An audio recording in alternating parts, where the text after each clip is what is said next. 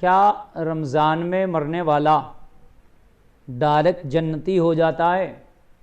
کیا رمضان میں مرنے والا بے حساب و کتاب کی جنت میں چلا جاتا ہے؟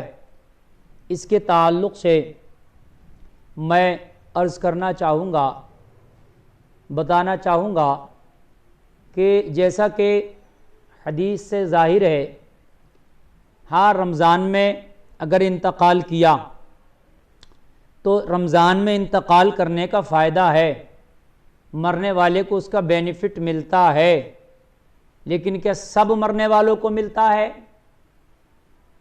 کسے کسے ملتا ہے اور کہاں تک ملتا ہے؟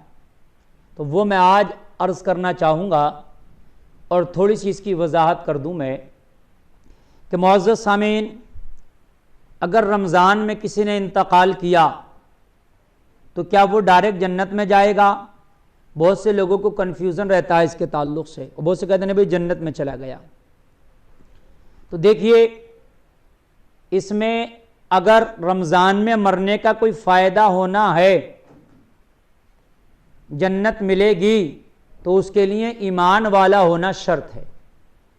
یعنی اگر ایمان والا، صاحب ایمان کے ساتھ انتقال کیا اور دنیا سے گیا تو بہرحال رمضان میں مرنے کا اس کو فائدہ ضرور ملے گا، اور ضرور اس کے گناہوں کی تلافی ہوگی، اور اللہ اپنی رحمت سے اسے بخشے گا، جنت عطا کرے گا۔ لیکن اگر رمضان میں کوئی کافر مر گیا تو اس کو تو جنت میں جانا ہی نہیں ہے، یا رمضان میں کوئی مشرک مر گیا تو اس کو تو رمضان کا کوئی فائدہ ہونا ہی نہیں ہے، یا کوئی ایسا مسلمان تھا کہ نام کا تو مسلمان تھا لیکن اسلام کو فالو نہیں کرتا تھا، تو اس کو رمضان کا کوئی فائدہ نہیں ملنا ہے، یا وہ ایمان کے ساتھ نہیں گیا، خاتمہ ہوا تھا تو وہ ایمان کی حالت میں نہیں مرا تھا۔ بہت سے لوگ ہوتے تو مسلمان ہیں لیکن ایسے جملے بول رہے ہوتے ہیں کہ وہ ایمان سے ان کے ایمان سے خارج ہو جاتے ہیں، وہ نکل جاتے ہیں، کفر تک کر بیٹھتے ہیں۔ بہت سے لوگ خدا کی شان میں گستاخیاں کر بیٹھتے ہیں، تو ایسے جملے بول دیے تھے، اور اس کے بعد پھر انہوں نے توبہ نہیں کیے اور وہ مر گئے اسی حال میں، تو پھر ان کو رمضان کا فائدہ نہیں ہوتا۔ ایمان والا ہونا شرط ہے، ایمان بچا لے گیا تو بہرحال اس کی رحمت کے دروازے کھلے ہیں اس مہینے میں، اور جنت کے دروازے کھلے ہیں اس مہینے میں، اس کو اس مہینے میں مرنے کا فائدہ ضرور ملے گا، اللہ تعالیٰ اس کو ضرور اس کا فائدہ عطا فرمائے گا، لیکن ایمان ہونا شرط ہے۔ کیا تمام گناہ معاف کر دیے جائیں گے؟ تو یہاں ایک بات اور بتا دوں، جیسا کہ ایک حدیث شریف ہے کہ جس نے خلوص نیت کے ساتھ روزے رکھے اور رمضان کے مہینے میں عبادت کی اور روزے رکھے، اللہ اس کے پچھلے گناہ معاف کر دے گا۔ تو اس میں پھر مراد جو حدیث میں علماء نے لیا ہے کہ اس سے گناہ صغیرہ مراد ہیں، کہ اللہ اس کے گناہ صغیرہ معاف کر دے گا۔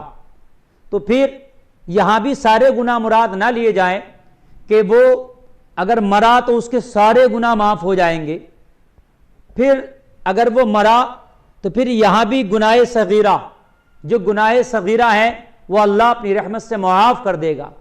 لیکن کچھ گناہ ایسے ہیں کہ ایمان کے ساتھ بھی مرا اور وہ گناہ کر کے گیا اور رمضان میں انتقال کیا، تو پھر رمضان میں انتقال کرنے کی وجہ سے بھی وہ گناہ معاف نہیں ہوں گے۔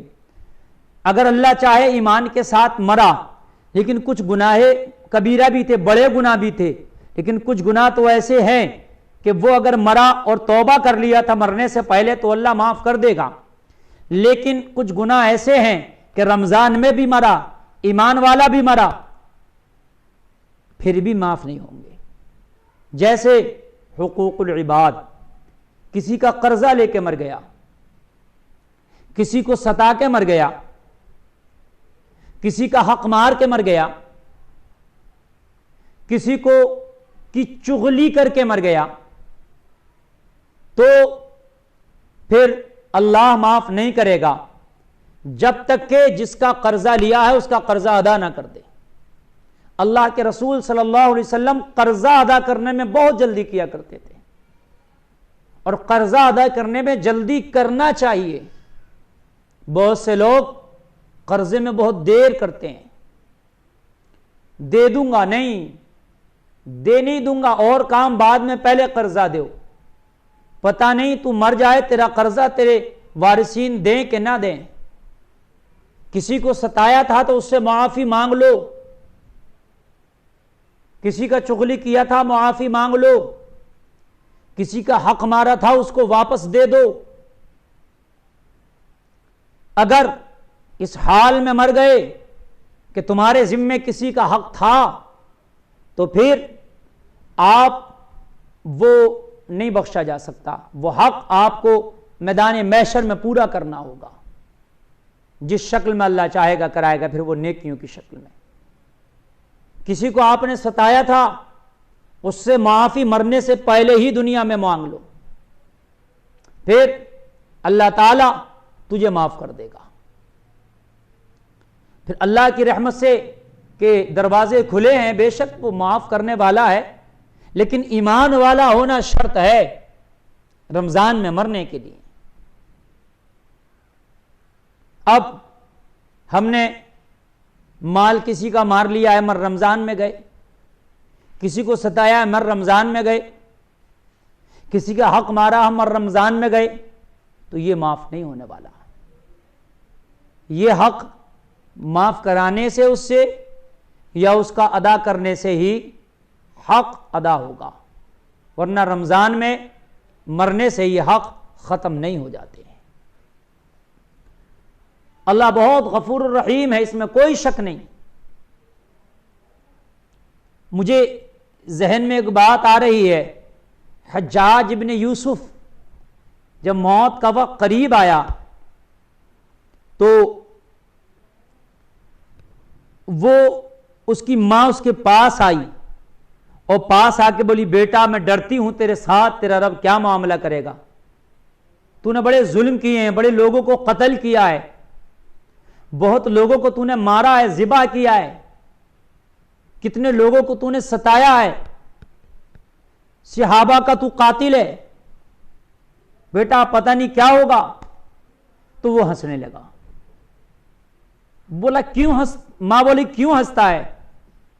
کہنے لگا ماں ایک بات بتا، اگر تجھے اختیار دے دیا جائے کہ حجاج ابن یوسف کو تو چاہے تو جنت دے، تو چاہے تو جہنم میں ڈال، تو بتا تو کیا کرے گی؟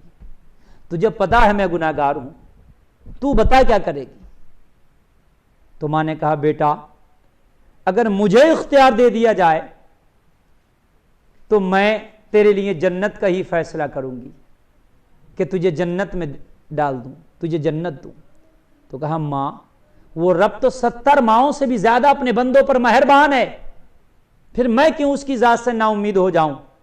جب تو ایک ماں ہو کے مجھے جہنم میں نہیں ڈال سکتی تو وہ تو 70 ماؤں سے زیادہ مہربان ہے۔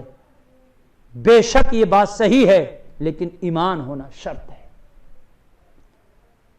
حجاج ابن یوسف کا کہنے کا مقصد یہ کہ رب بہت مہربان ہے، وہ چاہے تو گناہ معاف کر دے، لیکن ایمان والا ہونا شرط ہے۔ آپ رمضان میں مرے یا کوئی بھی انتقال کیا تو وہ ایمان والا ہو تو پھر اللہ چاہے تو اپنی رحمت سے اسے معاف بھی کر سکتا ہے، لیکن جو حقوق العباد والا معاملہ وہ معاف نہیں ہوگا رمضان میں مرنے سے بھی۔ وہ حقوق العباد ادا کرنے سے ہی ادا ہوگا۔ آپ اس مسئلے کو اچھے سے سمجھ لیجئے۔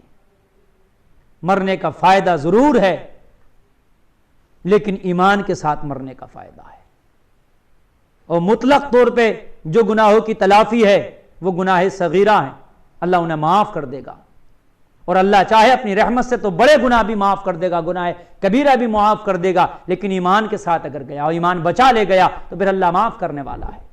لیکن حقوق العباد اگر اپنے ذمے لے کے گیا تو انہیں اللہ بھی معاف نہیں کرے گا، وہ حقوق العباد ادا ہی کرنا پڑیں گے، اور ان کی میں کوتاہی نہ کرو، دیری نہ کرو، انہیں جلدی ادا کرو۔ اللہ تعالیٰ ان گناہوں سے ہمیں بچنے کی توفیق عطا فرمائے۔